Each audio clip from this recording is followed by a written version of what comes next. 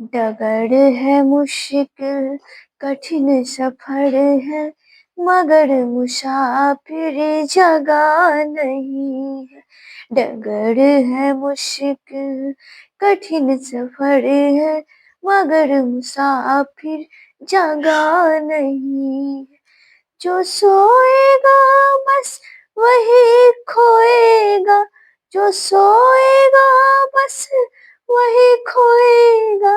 अभी इन्हें ये पता नहीं है। डगर है मुश्किल कठिन सफर है, मगर मुसाफिर जगह नहीं है। डगर है मुश्किल कठिन सफर है, मगर मुसाफिर जगह नहीं है। जो सोएगा बस वही खोएगा, जो सोएगा बस वही खोएगा। अभी इन्हें ये पता नहीं है। डगर है मुश्किल कठिन सफर है, मगर मुसाफिर जगह नहीं है। नमस्कार दोस्तों, देखिए आज फिर से आप लोगों के लिए बहुत ही इम्पोर्टेंट चैप्टर लाए हैं ब्लड। ध्यान दीजिएगा, यह ब्लड के बारे में बताएंगे कि ब्लड क्या है, ब्लड कितनी मात्रा में होता है। तो ध्यान दीजिएगा, सबसे पहले जो है ब्लड, ब्लड का जो अध्ययन होता है, मतलब ब्लड के अध्ययन को हम लोग क्या कहेंगे? तो ब्लड के अध्ययन को हम कहेंगे सेरोलॉजी या टेमेरोलॉजी। ध्यान दीजिएगा, रक्त का अध्ययन क्या कहलाता है? सेरोलॉजी या हेमेटोलॉजी। क्या कहलाएगा? सेरोलॉजी या हेमेटोलॉजी। ये इसमें किसका अध्ययन होता है? रक्त यानी ब्लड का अध्ययन होता है। यदि पूछा जाएगा रक्त का अध्ययन किसमें, रक्त के अध्ययन को क्या कहेंगे? तो हेमेटोलॉजी या सेरोलॉजी। नेक्स्ट देखिए, यह एक प्राकृतिक क्लोराइड है। प्राकृतिक मतलब जो प्राकृतिक रूप से बना है, और क्लोराइड मतलब क्या होता है? क्लोराइड मतलब होता है छन जाना, मतलब छन छन कर आप जो किसी पदार्थ को, जैसे आप चाय को छानते हैं, जब चाय को छानते हैं तो जो फंस जाता है जैसे चाय पत्ती, तो वो क्या हो जाएगा? निश्चित रूप से क्लोराइड कहेंगे। तो यह प्राकृतिक रूप से क्या है? क्लोराइड है। क्या है? प्राकृतिक रूप से क्लोराइड है। नेक्स्ट है ब्लड क्या है? तरल संयोजक है, यानी संयोजन मतलब हो गया कि संयोजित करना। क्या करना? संयोजन करना, यानी किसी को जोड़ कर रखना। इसीलिए रक्त को हम क्या कहेंगे? तरल संयोजी उत्तक। क्या कहेंगे? यह एक क्या है? तरल संयोजी उत्तक है। नेक्स्ट है इसका पीएच जो है, पीएच वैल्यू होता है 7.4। क्या होता है? 7.4। इसीलिए यह क्या है? क्षार है। क्या है? क्षार है। यदि 7 से कम होता तो क्या हो जाता? अम्लीय एसिड हो जाता। यदि 7 रहता तो उदासीन रहता। तो यहाँ 7.4 है, तो इसीलिए रक्त क्या है? क्षार है। क्या है? क्षार है। नेक्स्ट देखिए, मेल में देखिए, मेल में जो है ब्लड कितना होता है? 5.5 लीटर। कितना होता है? 5.5 लीटर। अब है फीमेल, फीमेल में देखिए कितना होता है? फीमेल में होता है 5 लीटर। फीमेल में कितना होता है? 5 लीटर। मात्र 500 ग्राम का अंतर है। इसमें कितना है? 5.5, 5.5 लीटर, और इसमें कितना है? 5 लीटर। मतलब फीमेल में थोड़ा कम होता है, इससे आधा किलो, मतलब आधा लीटर किससे? मेल से। ठीक है। नेक्स्ट देखिए है रक्त परिसंचरण की खोज। रक्त परिसंचरण का खोज कौन किए थे? मतलब रक्त परिसंचरण के बारे में कौन बताए थे? तो ये है विलियम हार्वे। कौन है? William Harvey.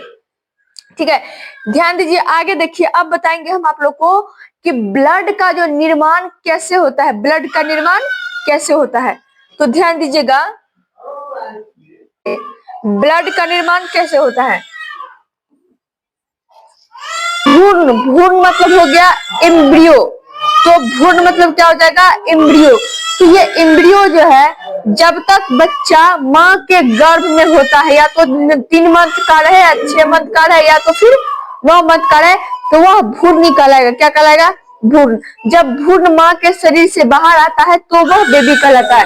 तो यहाँ है भ्रूण जो है, भ्रूण, जब मनुष्य का भ्रूण अवस्था होता है तो उस भ्रूण में जो है ब्लड का निर्माण लीवर यानी यकृत में होता है। कहाँ होता है? लीवर में होता है। कहाँ होता है? लीवर में। अब वयस्क, वयस्क मतलब हो गया इंसान जब वयस्क होता है तो ध्यान दीजिएगा अस्थि मज्जा में ब्लड का निर्माण होता है। अस्थि मज्जा देखिए क्या होता है, जब हम लोग मीट खाते हैं, मटन खाते हैं तो देखिएगा हम लोग हड्डी जिसको बोलते हैं उसको क्या करते हैं? चबाते हैं। क्या करते हैं? चबाते हैं। तो हड्डी के अंदर यदि आप हुलक कर देखिएगा तो उसमें क्या होता है? रेड रेड करके जाली बना होता है। क्या बनाता है? रेड रेड करके जाली बनाता है। वही जाली हो गया अस्थि मज्जा। क्या होता है? अस्थि मज्जा मतलब हड्डी के बीचों बीच क्या होता है? जाली जाली संरचना होता है। ये क्या हो गया? अस्थि मज्जा। तो वयस्क में जो है, वयस्क में रक्त का निर्माण कहाँ होता है? अस्थि मज्जा में होता है। और एम्ब्रियो भ्रूण का कहाँ होता है? लीवर यानी यकृत में होता है। ठीक है, नेक्स्ट सवाल है इसमें। अब देखिए इसमें है हीमोग्लोबिन की मात्रा। देखिए यह है हीमोग्लोबिन। क्या है? हीमोग्लोबिन। तो देखिए रक्त का जो लाल रंग होता है, रेड रंग, रेड कलर, या जो है हीमोग्लोबिन के कारण ही होता है। जैसे कि देखे होंगे आप लोग पेड़ पौधे हरे क्यों होते हैं? क्लोरोफिल के कारण। ठीक उसी प्रकार हमारा रक्त जो है लाल क्यों होता है? यह होता है हीमोग्लोबिन के कारण। किसके कारण होता है? हीमोग्लोबिन के कारण होता है। नेक्स्ट इसमें है मेल। देखिए हीमोग्लोबिन जो है मेल में होता है 14 ग्राम। कितना होता है? 14 ग्राम पर डेसी लीटर। कितना होता है? 14 ग्राम पर डेसी लीटर। और फीमेल में देखिए 13 ग्राम पर डेसी लीटर होता है। ठीक है, डेसिबल। तो ध्यान दीजिएगा मेल में और फीमेल में ये क्या है? हीमोग्लोबिन की संख्या कितना है? हीमोग्लोबिन क्या है? हीमोग्लोबिन। और ब्लड बोले तो ब्लड है 5.5 लीटर मेल में और 5 लीटर कितना है? फीमेल में। ठीक है, अब है ब्लड बैंक पीलिया को कहा जाता है। देखिए ब्लड जो है कहाँ जाकर स्टोर होता है? तो ब्लड जो है जाकर पीलिया में स्टोर होता है यानी जमा होता है, इसीलिए हम इसे पीलिया को ब्लड बैंक के नाम से जानते हैं। ठीक है, नेक्स्ट देखिए अब है ब्लड का कार्य। ध्यान दीजिएगा ब्लड का कार्य।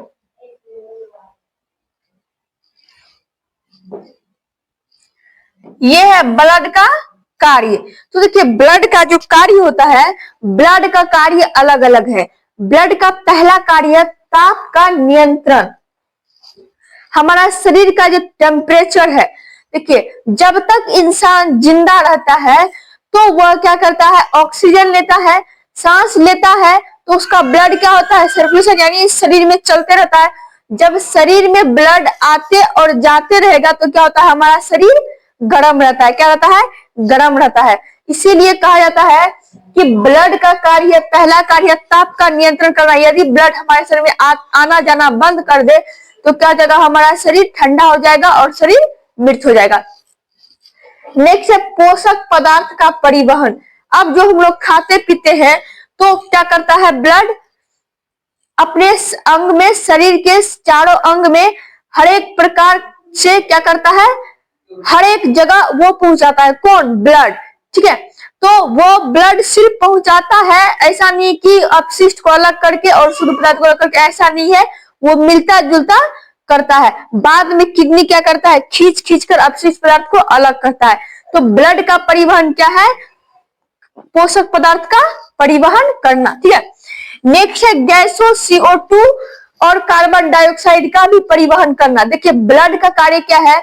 जब हम लोग ऑक्सीजन लेते हैं, कार्बन डाइऑक्साइड छोड़ते हैं, ऐसा अन्य पदार्थ भी है जैसे खाते पीते हैं, तो ये सब का परिवहन कौन करता है? हमारा ब्लड करता है। तो यह जो है सबसे पहले तो ताप का नियंत्रण करता है। नेक्स्ट पोषक पदार्थ का परिवहन करता है। देखिए परिवहन का मतलब हुआ एक स्थान से दूसरे स्थान पर ले जाना, यह क्या कहलाएगा? परिवहन कहलाएगा। गैसों यानी CO2 और O2 का भी ये क्या करता है? परिवहन करता है। नेक्स्ट उत्सर्जी पदार्थ का परिवहन करना। उत्सर्जी पदार्थ क्या होता है? अपशिष्ट पदार्थ। उत्सर्जी पदार्थ क्या होता है? अपशिष्ट पदार्थ जो शरीर के लिए नाकाम चीज है, शरीर के लिए आवश्यक नहीं है, वो क्या हो जाएगा? उत्सर्जी पदार्थ।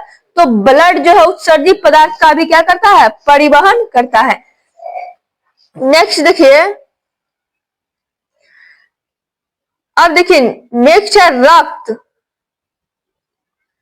रक्त क्या है ध्यान दीजिएगा, ये रक्त जो है ब्लड, ब्लड में हम लोग सिर्फ ऐसा नहीं बोलेंगे कि ब्लड है लिक्विड तो ये क्या है सिर्फ पानी का बना है, ऐसा नहीं है। इसमें जो है कुछ ठोस पदार्थ भी मिक्स है। जैसे हम लोग चाय पीते हैं तो चाय पीने में लगता है कि सिर्फ हम लिक्विड पी रहे हैं, लिक्विड तो पीते हैं लेकिन वो जो है कुछ ठोस पदार्थ से भी बना हुआ है। ठीक उसी प्रकार ये रक्त जो है, रक्त में प्लाज्मा होता है। क्या होता है रक्त में? प्लाज्मा होता है। प्लाज्मा कितना होता है?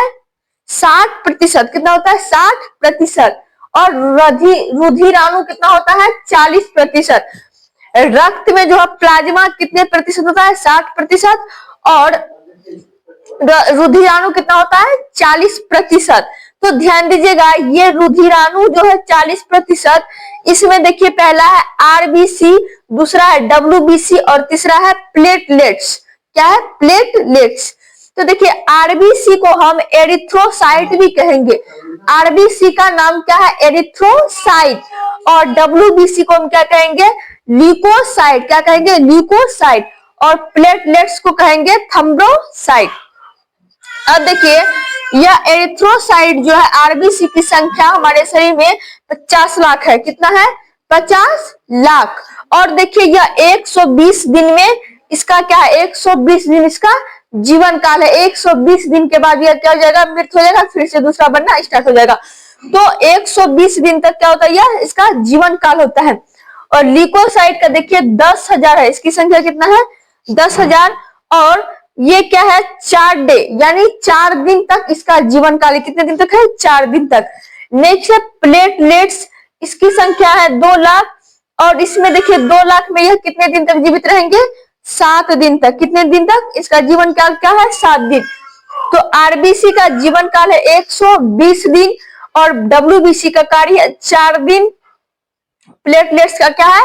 7 दिन।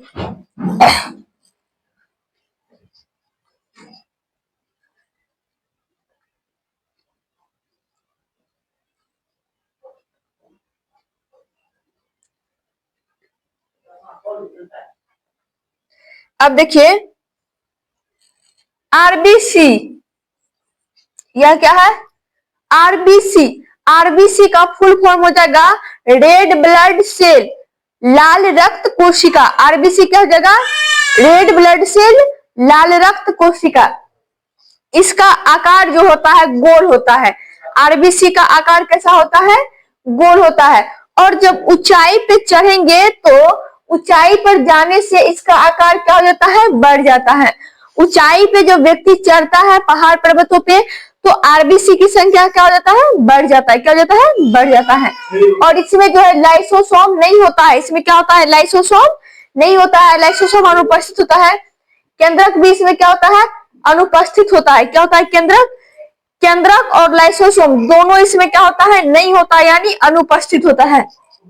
नेक्स्ट ध्यान दीजिएगा, यदि पूछा जाए आपसे कि एनीमिया रोग जो है किसकी कमी से होता है, तो ब्लड की कमी से होता है। क्या? ब्लड की कमी से, या तो आरबीसी की कमी से, या तो हीमोग्लोबिन की कमी से, या तो फिर आयरन की कमी से। चारों एक ही बात है।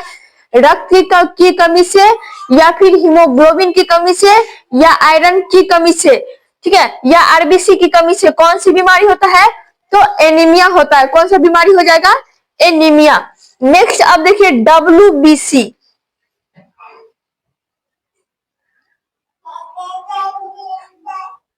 देखिए यह डब्ल्यूबीसी जो है, डब्ल्यूबीसी का आकार है अनिश्चित। डब्ल्यूबीसी का आकार क्या है? अनिश्चित। अनिश्चित मतलब इसका कोई आकार नहीं दिया जाता है। डब्ल्यूबीसी का आकार क्या है?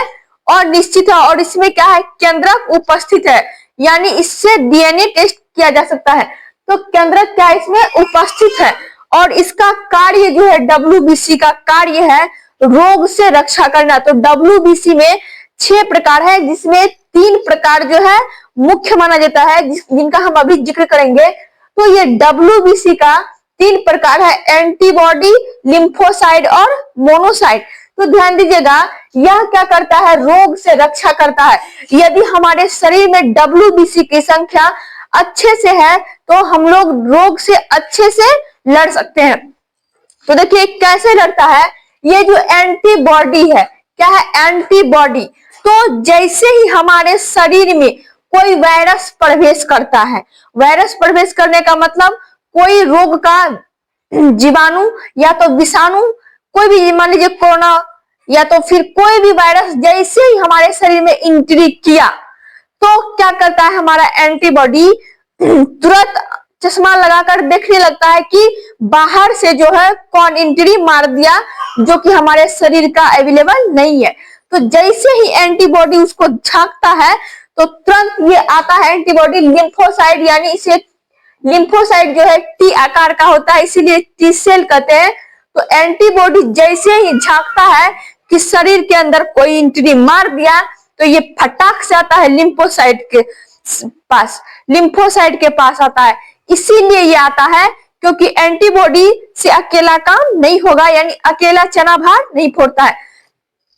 तो अकेला भार चना नहीं फोड़ता है, ठीक उसी प्रकार ये एंटीबॉडी जो अकेला काम नहीं कर पाएगा, इसीलिए एंटीबॉडी क्या करता है, लिम्फोसाइट के पास आता है, ये कहने के लिए कि हमारे शरीर में जो है कोई अपशिष्ट क्या किया है, एंट्री मार दिया है। तो ये लिम्फोसाइट के पास आता है कौन, एंटीबॉडी, ये कहने के लिए कि शरीर में क्या है, कोई अपशिष्ट जो है एंट्री मार दिया, कोई वायरस या विषाणु एंट्री मार दिया है। तो ये लिम्फोसाइट क्या करता है, उसको तुरंत खत्म कर देता है। क्या करता है, तुरंत खत्म कर देता है, यानी मार देता है। अब ध्यान दीजिएगा, जैसे वो मारा तो एंटीबॉडी जो है आ जाएगा मोनोसाइट के पास। किसके पास आएगा, मोनोसाइट के पास। अब मोनोसाइट को बोलेगा कि लिम्फोसाइट भैया जो है उसको खत्म कर दे, किसको, जो बाहर से विषाणु एंट्री किए थे। अब यदि आप नहीं जाइएगा तो फिर उसको वहां से हटाएगा कौन, तो ये मोनोसाइट क्या करता है, उसको वहां से हटा देता है। यदि मोनोसाइट वहां से नहीं हटाएगा तो फिर वहां सरगल कर फिर से कोई रोग वो उत्पन्न कर सकता है। इसीलिए मोनोसाइट का काम क्या है, उसको बाहर फेंक देना। तो एंटीबॉडी का काम यही है कि रोगों से रक्षा करना। जैसे कोई रोग एंट्री किया तो ये क्या करता है, लिम्फोसाइट के पास आता है, लिम्फोसाइट उसको झट से मारकर क्या कर देता है, खत्म कर देता है। फिर एंटीबॉडी किसके पास आता है, एंटीबॉडी आता है मोनोसाइट के पास, ये कहने के लिए कि मारकर हम लोग क्या किए, उसको खत्म कर दे, आप उसको क्या कर दीजिए, वहां से हटा दीजिए। तो मोनोसाइट क्या करता है, वहां से हटा दीजिए। लेकिन ध्यान दीजिएगा, एक है HIV विषाणु जो एड्स नामक रोग बीमारी उत्पन्न करते हैं। एड्स नामक जो है बीमारी HIV वायरस के कारण होता है। HIV वायरस इतना खतरनाक होता है, इतना खतरनाक होता है कि देखिए HIV विषाणु जो होता है ये यदि एंट्री मार दिया तो सबसे पहले लिम्फोसाइट को ही मार के क्या करता है, खत्म कर देता है, यानी इसी को पहले खत्म। कोई भी वायरस आता है तो एंटीबॉडी कहने जाता है लिम्फोसाइट को कि चलिए हमारे शरीर में कोई अपशिष्ट यानी कोई वायरस क्या कर दिया, एंट्री मार दिया है। लेकिन ये HIV वायरस इतना खतरनाक है, ये HIV वायरस इतना खतरनाक है कि सबसे पहले ये लिम्फोसाइट को ही क्या करता है, खत्म कर देता है, इसको जीवित रहने ही नहीं देता है। इसीलिए ये एंटीबॉडी जो है, एंटीबॉडी जैसे ही देखता है HIV विषाणु को तो ये आता है लिम्फोसाइट के पास कि चलिए चलिए क्या करना है कि कोई भी विषाणु जो है हमारे शरीर में प्रवेश कर गया है उसको क्या करना है, मार देना है। क्या करना है, मार देना है। लेकिन यह तो पहले ही क्या है, खत्म है। तो जिस व्यक्ति को एड्स हो गया, एड्स से बचना ही सबसे कला है, उससे जो है एड्स से यदि बच के रहते हैं तो क्या है, इंसान ठीक है। यदि उससे जो है एड्स नामक यदि बीमारी हो गया तो बहुत ही असंभव है कि वो बच पाएगा। तो HIV में क्या करता है, लिम्फोसाइट को ही खत्म कर देता है जो कि हमारे रोग से रक्षा करता है। इसको सबसे पहले लिम्फोसाइट को बाय कर देता है, ये ना रहेगा और ना ही कोई रोग का रक्षा कर पाएगा। तो एंटीबॉडी कितनों इसको बोलेगा कि लिम्फोसाइट चलिए कोई अपशिष्ट आ गया है उसको क्या करना है, खत्म करना है। उसको क्या खत्म करेगा, ये पहले ही खत्म है। इसीलिए HIV विषाणु क्या है, बहुत ही खतरनाक है। नेक्स्ट है प्लेटलेट्स। देखिए प्लेटलेट्स क्या है, प्लेटलेट्स का आकार जो होता है उत्तल लेंस की तरह होता है। प्लेटलेट्स की संख्या किसके जैसा होता है, उत्तल लेंस की तरह, ठीक है। और इसमें भी केंद्रक नहीं होता है, लेकिन यह शक्ति क्या करता है, शक्ति प्रदान करता है। ध्यान दीजिएगा, यदि कोई स्टूडेंट या कोई इंसान क्या होता है, यदि वो काम करने में सक्षम है, पूरा चुस्ती फुर्ती है, तो उसमें जो है आरबीसी ठीक ठाक है, ठीक है। लेकिन प्लेटलेट्स क्या है, यदि काम करने का मन है लेकिन शक्ति नहीं है तो ये काम नहीं कर पाएगा। मान लीजिए कि प्लेटलेट्स ठीक है, ठीक है, लेकिन आरबीसी नहीं है, तो फिर भी वो आदमी क्या रहेगा, पूरा सुस्त रहेगा। तो आरबीसी जिसमें है वो क्या करेगा, काम अच्छे से पूरे ढंग से कर लेंगे। यदि प्लेटलेट्स की संख्या जिसमें कम है, वो क्या हो जाएगा, काम करने का मन करेगा लेकिन वो काम नहीं कर पाएगा। तो उसके लिए जो है देखिए, ये क्या करता है, शक्ति प्रदान करता है। कौन, प्लेटलेट्स। देखिए मलेरिया जो होता है, मलेरिया में क्या होता है, सबसे पहले मलेरिया में प्लेटलेट्स की संख्या घट जाता है, जिसके कारण लोग चलने फिरने में भी असमर्थ हो जाते हैं। तो उसके लिए डॉक्टर बताते हैं गॉट मिल्क। ये गॉट मिल्क यानी बकरी का जो दूध होता है, यह क्या करता है, प्लेटलेट्स की संख्या अधिक मात्रा में बढ़ाता है।